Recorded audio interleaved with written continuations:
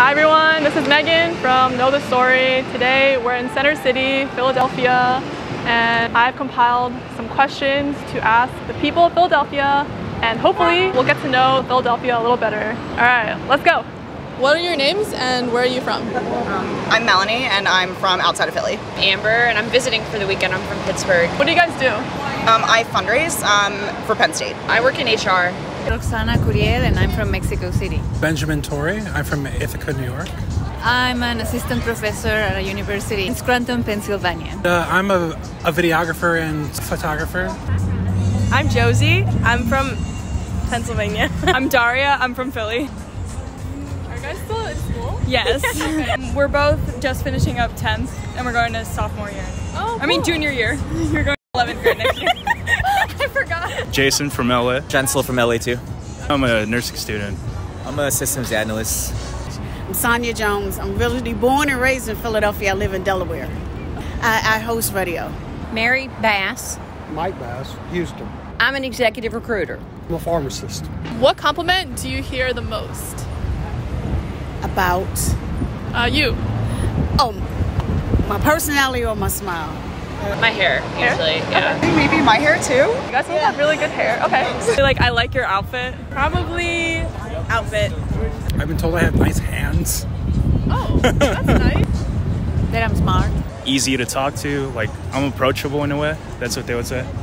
I guess I'm a nice guy. I'm serious, that's what they say. He's too nice, if anything. Spunk. I have a lot of spunk. People think you have a really good golf game. What compliment do you wish you heard more of? I don't know, I wish I was more fashionable, so maybe I wish people would like compliment my style more. Probably just like not related to looks. Stuff that is more unique to me. I think I'm okay with receiving a lot of like that I'm smart. I want to be told I'm strong. I want to be told I'm swole. I want to be told I'm muscular, I'm ripped, I'm shredded. I'll get there one day. You look good. Actually, probably how hard I work, but also I don't really put it out there, so that's on me. Less about my appearance and more about my inner.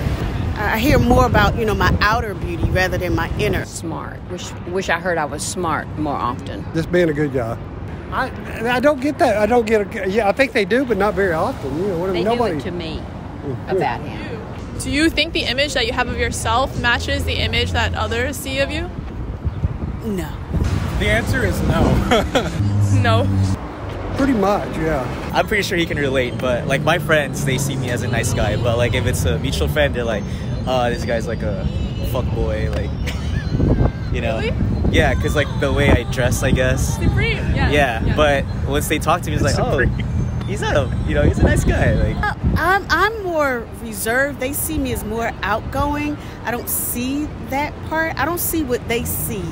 There's maybe a disconnect between what people assume of me and how I feel as a person.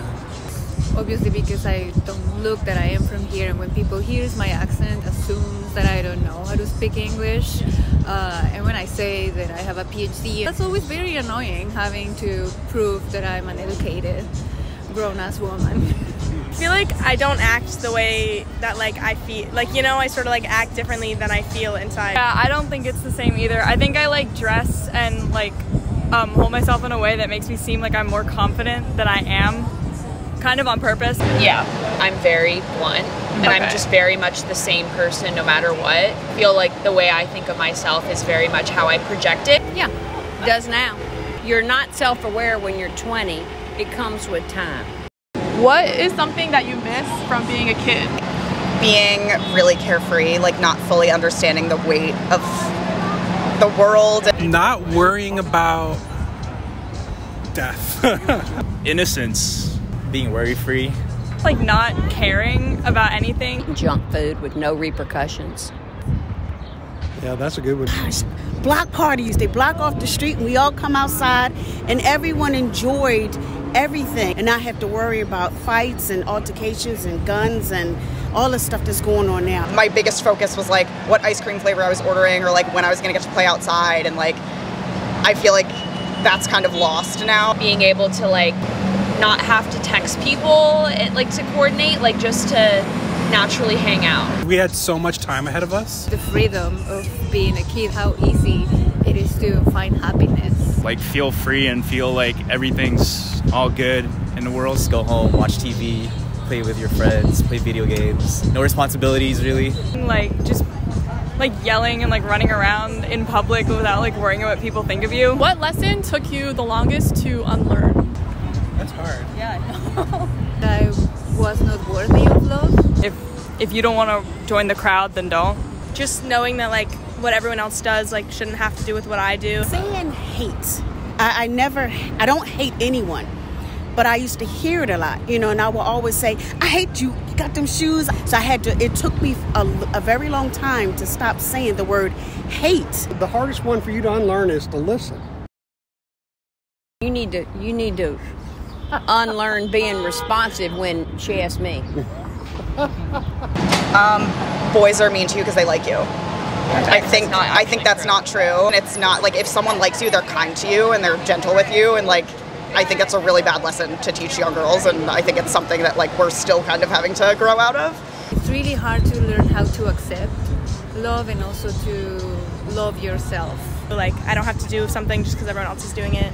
I tend to think kind of like lowly of myself, and I'm working on feeling just more comfortable with myself, more like forgiving of myself. Like being comfortable in your own skin. You don't always have to like make others happy. My family's watching this, I love you. But family doesn't always come first. She's like, she likes to, when you're talking, she's thinking about the next question she's going to ask you, and rather than listening. Because they don't always pick you first either. I think sometimes friendships are way stronger than what your family is, because your family doesn't end up knowing you as you grow up. Like your parents don't know you that well after you move out. Your friends know you better, and you know yourself better than your parents. What are you still trying to prove to yourself? I'm trying to prove to myself that I can be secure and comfortable and independent.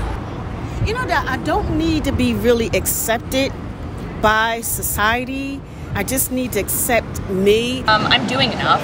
I don't need to do more. Like it's good to just decompress, and I'm not good at that.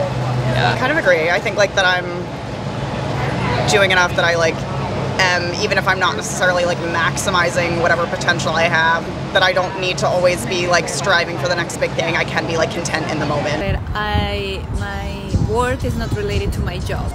That I am not my traumas, I would say. Traumas experienced in childhood and etc. Like I'm still trying to go work through that. I am working really hard on telling myself that it really doesn't matter in which university I work or how many things I have published, like I am still fucking awesome. That I am enough. Okay, do you not feel like you're enough sometimes? There's times when I do take heed to other people when I shouldn't. And if I start conforming to other people, I'll never be me. That I can get in shape. I'm working hard to get in shape. That I still can do what I did when I was 25. Last question. How can you become a better person? I could just be nicer. I could probably be more positive. I'm a little doomsday. I do this like to kind of see if people can take my like harshness and bluntness up front, but like I don't need to be like that. And it definitely deters the people I want to immediately. Yes. But I could also just be nicer. Just getting involved with my local tenants' rights union. Sometimes you just gotta accept how things are, you know, not to force things. And I feel like Learn to accept people for who they are. Learn to stop judging. We tend to say we don't, but we do. When you're looking at somebody and you, oh my gosh, they wore that, that's a judgment. You know, look at that size, that's a judgment. Body or just how can we? No, you, like individually. I could listen more, not be judgmental, and accept people as packages as opposed to applying my standards to them. The best way to be a good person is not be judgmental.